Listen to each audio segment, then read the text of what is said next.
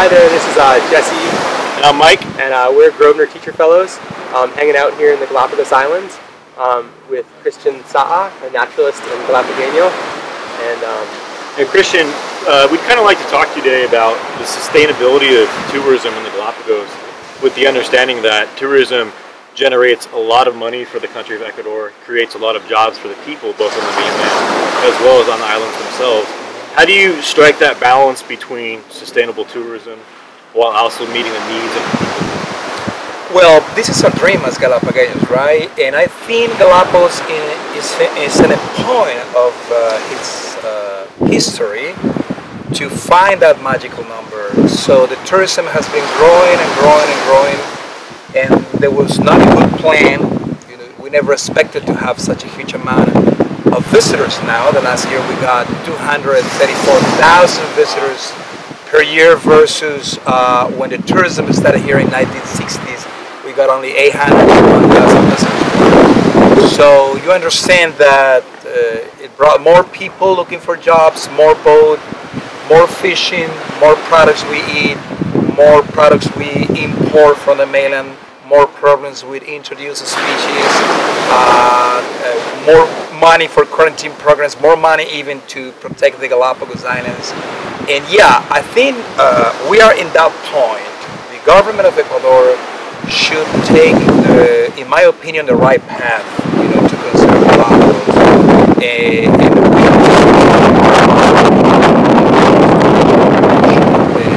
To be a sustainable development in Galapagos. And personally, I really think that we can coexist here in Galapagos. And personally, I think that a little bit more is going to be fine. We don't know how much, maybe 200. Some people is talking about 250,000 visitors per year. Others a little bit more. But we have to study, you know, the marine resources, how many people a place like this can hold per day, how many hotels, how many boats, and then to find that technical number. It would be like a technical, scientific number to manage the tourism in the future in Galapagos, but not causing much damage to the ecosystems. Absolutely. And Christian, in our travels on the Endeavor, we've just been blown away by the uniqueness of the Galapagos.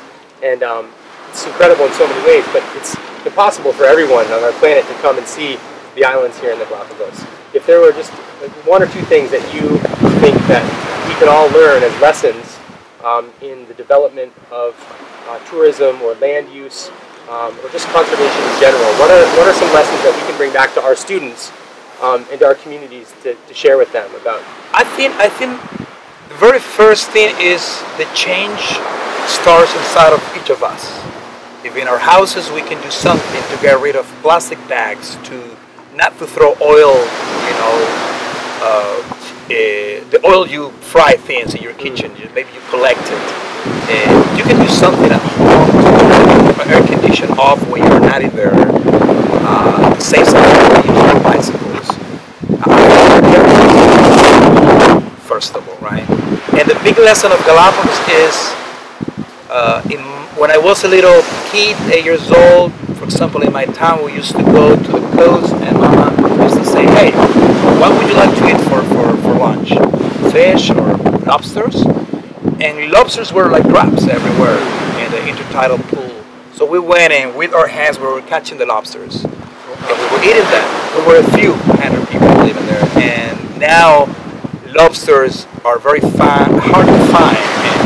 And a dish, big lobster, to eat now is $40–50. A long time ago it was very cheap. So it is a very big lesson for us that the resources are being less now, and we need to find that balance to eat what we want. We can eat lobsters, but not overdoing it, not overfishing. Finding the most intelligent way to find that sustainability, you know, to be sustainable through the time. And that would be my suggestion. The Galapagos Islands is teaching us, you know, to be like this. If we respect that distance, you know, 3, 4, 6 feet away, they ignore to us, right? They look at that guy there. It's like he's doing nothing. They don't care we're here. And this is not, as I said, a pet. It's not a domesticated animal. It is a wild animal. So Galapagos is a big lesson for the rest of the world that we can coexist. Animals and plants and humans just being very well balanced. To finish, somebody said, okay, the Endeavor is a boat that is trying, to save the islands through foundations, and we, we recycle garbage and all that, but we're still using fuel, and I understand there is no more choices. But 3 years ago came a catamaran. I don't remember what country it came from, but it was 100% solar energy. So they said, well, this is the future of Galapagos, to have that type of boat in, 30, 40, 50 years in the future. That is the future of all the places in the planet.